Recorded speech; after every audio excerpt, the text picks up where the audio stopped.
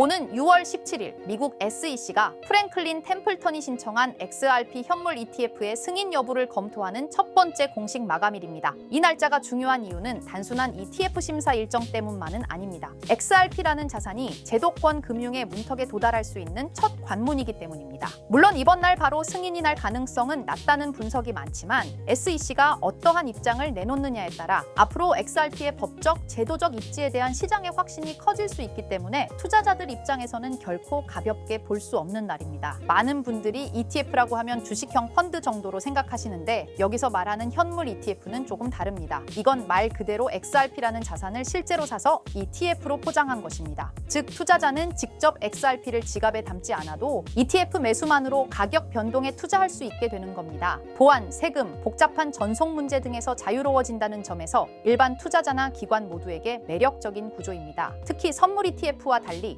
기초자산을 실제 매입해서 보관하기 때문에 자금이 실제로 XRP 시장에 들어오게 됩니다. 이건 단지 가상화폐 시장이 성장했다는 수치상의 변화가 아니라 시장 내부 유동성과 수요의 구조 자체가 바뀌는 신호가 될 수 있죠. 이번에 신청 주체가 된 프랭클린 템플턴은 1.5조 달러 규모의 자산을 운용하는 초대형 금융사입니다. 그런 금융기관이 리플을 기반으로 ETF를 신청했다는 건 단순한 투자의 기회 창출을 넘어 기존 금융권이 XRP의 가능성을 제도권 자산으로 받아들이기 시작했다는 상징적인 사건으로 볼 수 있습니다. 더 나아가 그레이스케일, 위스덤트리, 비트와이즈 등 여러 글로벌 자산 운용사들도 XRP ETF를 내놓기 위한 준비에 들어갔다는 사실은 이제 XRP가 단순히 알트코인으로 분류되던 시절에서 벗어나고 있다는 흐름을 보여주는 것이기도 합니다. 과거 XRP는 리플과 SEC 간의 오랜 법적 분쟁으로 인해 미국 시장에서 불확실성의 대명사처럼 여겨졌습니다. 하지만 최근 이 분쟁은 약 5천만 달러 벌금을 조건으로 사실상 마무리되었고 미국 내 XRP 판매 제한도 해소되며 규제 리스크는 상당 부분 해소됐습니다. 이런 변화가 ETF 신청 러시로 이어진 배경입니다. 이 점은 특히 제도권 투자를 중시하는 중장년층 투자자분들께 의미가 있습니다. 이제는 과거의 불안 요소들이 사라졌고 보다 투명한 조건에서 XRP를 바라볼 수 있는 환경이 조성됐다는 뜻이니까요. 브라질에서는 이미 작년에 해시덱스가 세계 최초로 XRP 현물 ETF를 승인받았습니다. 그러나 브라질 시장은 규모가 작고 거래소 인프라도 한정적이어서 XRP 가격에 영향을 주진 못했죠. 반면 미국 시장은 글로벌 자본이 집결되는 곳입니다. 여기서 XRP 현물 ETF가 승인된다면 이는 단순한 금융상품 하나의 등장이 아니라 글로벌 투자 흐름이 바뀌는 계기가 될 수 있습니다. 현재 폴리마켓 데이터에 따르면 2025년 말까지 XRP 현물 ETF가 미국에서 승인될 확률은 80에서 83% 수준입니다. 이는 알트코인 중 가장 높은 수치로 결국은 승인이 될 거라고 다수의 투자자들이 전망하고 있다는 뜻입니다. 다만 바로 6월 17일 승인이 날 확률은 20% 내외로 비교적 낮게 평가되고 있습니다. SEC는 과거에도 첫 마감일의 결정을 미루는 경우가 많았고 최종 마감 시한은 10월 중순까지 가능하다는 점에서 이번에도 연기 가능성이 크다는 분석이 지배적입니다. 혹시라도 이번 6월에 전격 승인된다면 XRP 시장은 단기적으로 크게 출렁일 수 있습니다. 몇몇 분석에서는 가격이 단기간에 40에서 50%까지 상승할 가능성도 언급되었죠. 물론 그런 수치는 낙관적 시나리오일 뿐이지만 ETF 승인 뉴스가 단순한 가격 자극을 넘어 제도권 승인이라는 신호로 작용할 경우 심리적 파급력은 큽니다. 실제로 비트코인도 ETF 승인이 났을 때 단기간에 급등했었고 그 흐름이 장기적으로는 제도권 편입의 길을 열었죠. 현실적으로는 승인보다는 연기될 가능성이 높습니다. SEC는 5월에도 연기했고 시장도 이번 6월에는 큰 기대보다는 한 번 더 기다리자는 분위기입니다.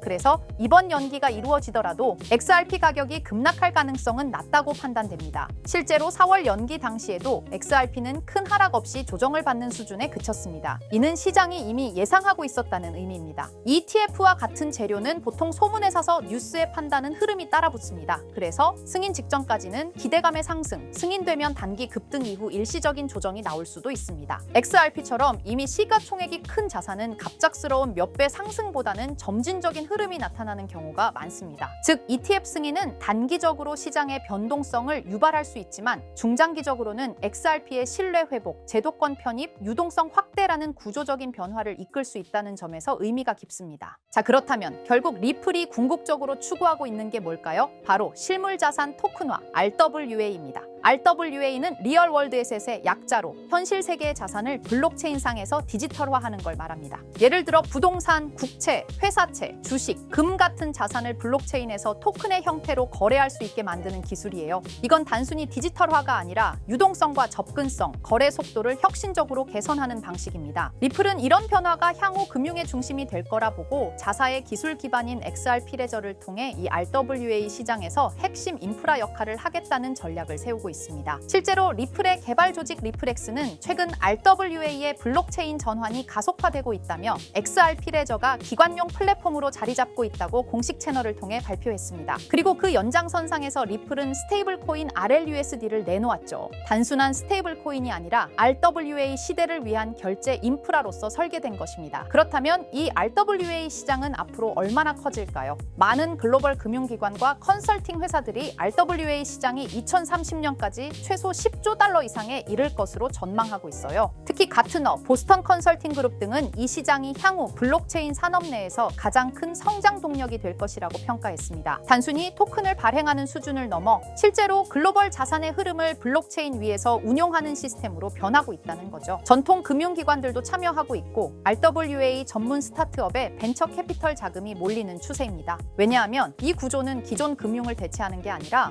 보완하고 효율화할 수 있기 때문이에요. 그래서 리플을 포함한 여러 기업들이 지금 이 시장에 선점하려고 하는 겁니다. 지금 시작되는 이 흐름이 향후 10년간 블록체인과 금융을 통합하는 핵심 축이 될 가능성이 높습니다. RWA가 이렇게 시장에서 주목받고 있는 이유는 생각보다 명확합니다. 첫째, 기존 금융 시스템이 너무 느리고 복잡해요. 부동산을 사고 팔거나 국채를 거래하거나 펀드를 운용하려면 수많은 중간 단계가 필요하죠. 그런데 RWA는 이런 과정들을 스마트 계약으로 간소화할 수 있습니다. 둘째, 투자자 입장에선 24시간 거래, 글로벌 접근성, 수수료 절감 같은 실질적인 이점을 체감할 수 있죠. 셋째, 금융 자산을 조각내어 토큰화할 수 있기 때문에 기존에는 투자하지 못했던 고가 자산에도 소액으로 투자할 수 있는 길이 열립니다. 이 모든 게 자산의 민주화라고도 불리고 있어요. 그래서 지금 이 흐름은 단순한 디지털 전환이 아니라 금융 시스템 자체의 구조 개혁이라는 평가를 받고 있는 겁니다. 자, 이런 RWA 흐름을 정부와 제도권은 어떻게 보고 있을까요? 의외일 수 있지만 긍정적인 반응과 제도화 움직임이 꽤 활발합니다. 미국 SEC와 통화감독청 OCC는 RWA 자산의 회계 기준과 법적 정의를 정립 중이고 일부 국채는 이미 디지털 자산 형태로 유통되기 시작했어요. 싱가포르와 홍콩, 영국은 RWA 관련 샌드박스 프로그램을 통해 실험적 거래 환경을 지원하고 있고요. 특히 중요한 건 중앙은행들조차 이 시장을 탐색 중이라는 점입니다. CBDC와 RWA를 연계하는 테스트가 실제로 진행되고 있어요. 이는 곧 블록체인 기술이 법정화폐, 정부자산, 공공채권까지 연결되는 구조로 진화하고 있다는 걸 뜻합니다. RWA는 단순히 민간의 시도에 그치지 않고 국가와 제도권이 인정하는 기술 인프라로 성장 중입니다. 이론만이 아니라 실제로 미국 국채가 블록체인에 올라간 사례도 있습니다. 바로 리플의 XRP 레저를 통해 진행된 건데요. 미국 재무부가 발행한 국채를 실물자산으로 삼아 이를 토큰화한 구조가 구현된 겁니다. 이걸 통해 기관 투자자들은 XRP 레저 위에서 미국 국채를 보유, 거래, 유통할 수 있게 되었어요. 이건 굉장히 중요한 시사점을 줍니다. 왜냐하면 세계에서 가장 안정적인 자산으로 평가받는 미국 국채조차 블록체인 기반으로 옮겨졌다는 건 기술의 신뢰성과 법적 기반이 이미 어느 정도 충족되었다는 뜻이거든요. 리플은 XRP 레저를 통해 국채 같은 고신뢰 자산의 디지털 거래 인프라를 제공하면서 RWA 시장에서 자신들의 역할을 구체적으로 증명하고 있는 셈입니다.